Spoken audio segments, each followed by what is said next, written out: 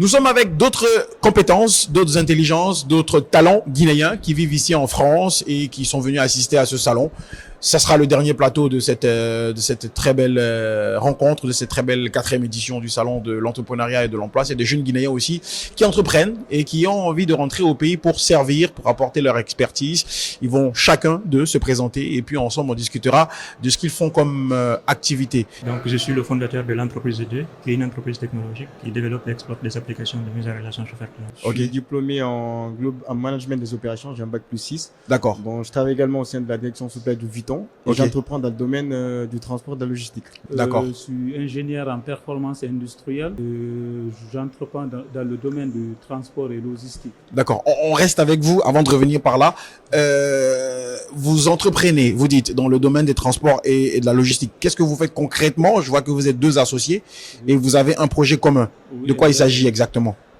Notre objectif, c'est d'accompagner les entreprises et les particuliers guinéens à gérer leur flux logistique. Donc, pour cela, on a développé des outils technologiques comme par exemple un TMS.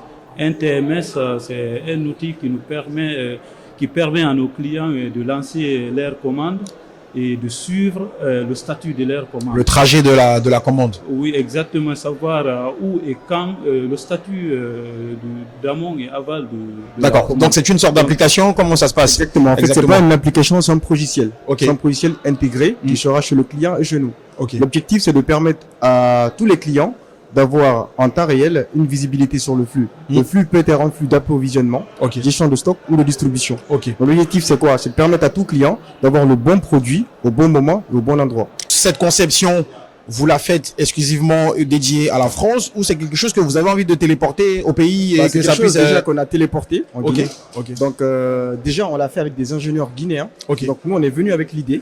On a développé avec 2 jeunes qui sont en Guinée. Et l'objectif, c'est de développer en Guinée et dans toute la sous-région. Donc, c'est pas pour la France exclusivement. En fait, nous avons développé une stratégie sur 10 ans. Donc, sur les 3 premières années, nous nous concentrons sur la Guinée. Une fois que nous avons pénétré le marché, nous allons évoluer petit à petit. D'accord. C'est ça. Alors, mon cher ami, et vous, on parle de quoi exactement dans votre projet? Oui, alors nous, c'est un problème de mobilité qu'on remarque effectivement en Guinée. Donc, ce qu'on a fait, en fait, on a développé une API qui s'appelle ZEAP. Et donc, ça permet justement de prendre une commande, voilà, d'appeler un motard, par exemple, ou une voiture à partir de l'application. Donc, nous, on a constaté le problème en Guinée. Il y a un vrai problème de mobilité. Donc, il y a beaucoup d'embouteillages. Et donc, on a développé cette appli justement pour... Est-ce que l'appli va permettre de freiner les embouteillages? Parce que les embouteillages, ça va toujours exister. C'est quoi vos contacts avec les automobilistes, les motards? Parce que pour développer une appli, il faut avoir des partenaires.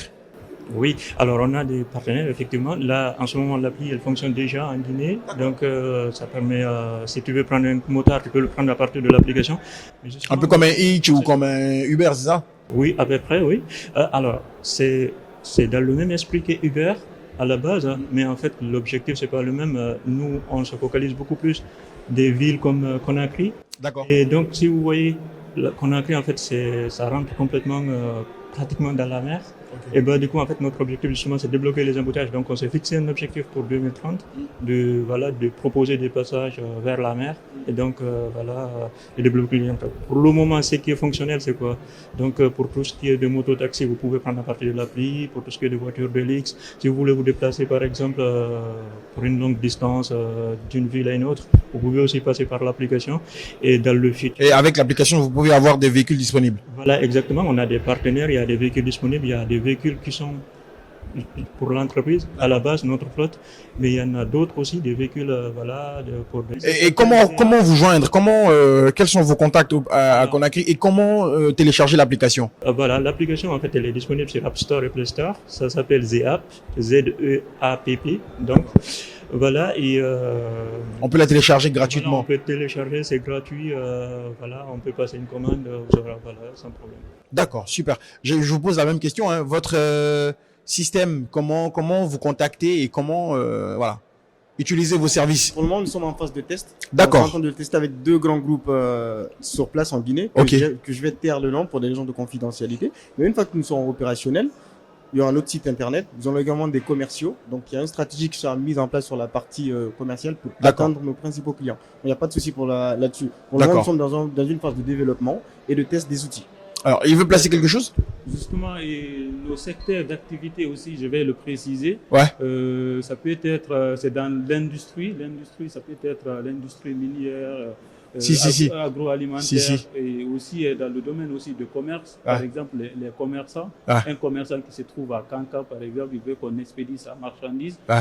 Ça peut être aussi les agriculteurs. Ok. Donc voilà, ça touche tout le monde. Ça touche tout le monde. Voilà, ça touche tout le monde. En même temps, vos projets sont réalistes, hein. Ils sont porteurs, ils sont d'avenir, mais il y a une autre réalité que je ne sais pas si vous la prenez en compte, c'est qu'on est en Guinée, on a des problèmes d'internet, on a des problèmes de voirie, on a des problèmes de route. Comment En fait, ça c'est pas une fatalité, c'est une réalité. D'accord. En fait, le problème de congestion, c'est une réalité. Mais pour éviter la congestion, qu'est-ce qu'il faut? Il faut anticiper. Ouais. C'est très simple. C'est pour ça que nous avons dit dans l'outil que nous allons proposer, dans 2, 3, 4 ans, nous aurons de l'historique. Ok. Donc, qu'est-ce que nous allons proposer à nos clients principalement?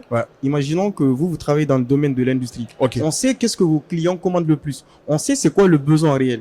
Donc, qu'est-ce qu'on va se dire? On va se dire, au lieu d'attendre qu'il y ait que la demande et l'expose, on va anticiper. Donc, notre outil sera capable de faire des propositions de commandes. D'accord. Et par rapport aussi à la voirie, même s'il y a de la congestion, il y a des moments où la circulation elle est dense. Ok. Donc, il faut peut-être changer les délais de livraison, adapter par rapport à la zone et aussi la saisonnalité, les saisons de pluie, etc. Il y a beaucoup de choses. Pour moi, c'est des réalités qu'on me dit, mais c'est pas une fatalité. C'est pas une fatalité. Donc voilà, allez, le génie guinéen s'exprime. Donc je pense que le salon, on va passer du salon à la high-tech guinéenne en France, parce que franchement, il y a de la créativité chez vous, et moi j'apprécie ça. J'ai rencontré beaucoup de profils comme ça qui se battent. Alors, rentrons un peu dans le système éducatif guinéen, parce que tous les profils que vous avez cités ici, c'est pas des choses qu'on étudie en Guinée.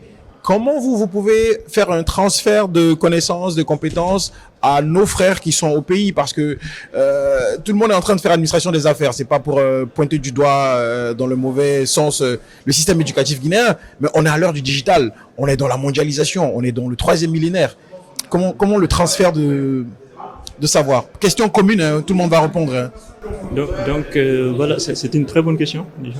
Donc là, nous, on parle de ZEAP, mais en fait, on a développé Zclasses, ça s'appelle Zclasses, c'est une plateforme justement qui permet de passer des cours en ligne qu'on a fait.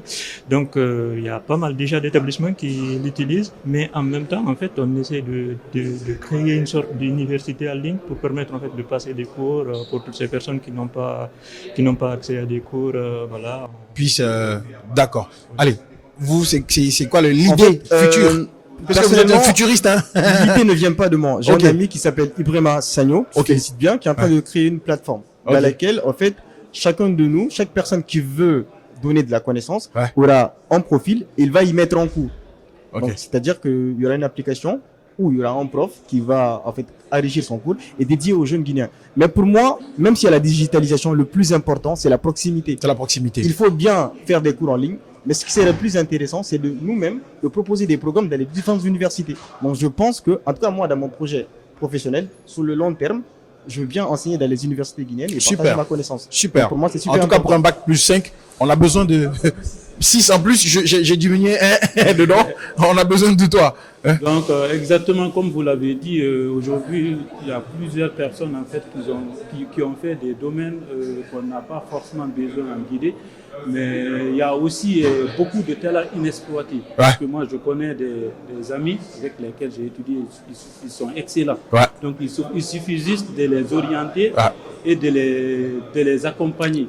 Donc, c'est dans cette optique-là qu'il y aura en fait une partie de notre entreprise qui est dédiée à la formation. D'accord. Il voulait placer un truc. Ajouter un petit truc très concret. Aujourd'hui, on parle de data science, on parle de machine learning et tout.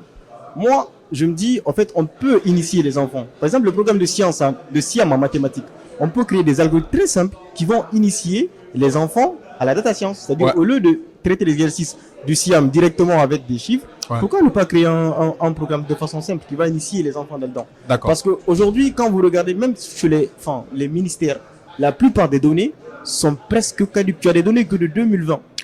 Donc, pour moi, en tout cas, côté data, c'est super important d'intégrer ça dans le programme maintenant. Et comment? Il faut qu'on s'assoie, on réfléchisse à partir de la terminale. l'artimétrique, c'est ce qu'on fait jusqu'à présent. Mais il y a des nouveaux trucs qui sont en train de venir. Donc je pense que il faut réellement se pencher là-dessus. C'est bien de digitaliser, mais il faut de la proximité, il faut du concret. Donc pour moi, c'est super D'accord. important. Les gars, il ne me reste plus qu'à vous souhaiter bonne chance dans vos différents profils et espérer voir ces projets grandir, grossir et devenir des big projets. Hein, c'est tout ce qu'on puisse vous souhaiter. Merci beaucoup.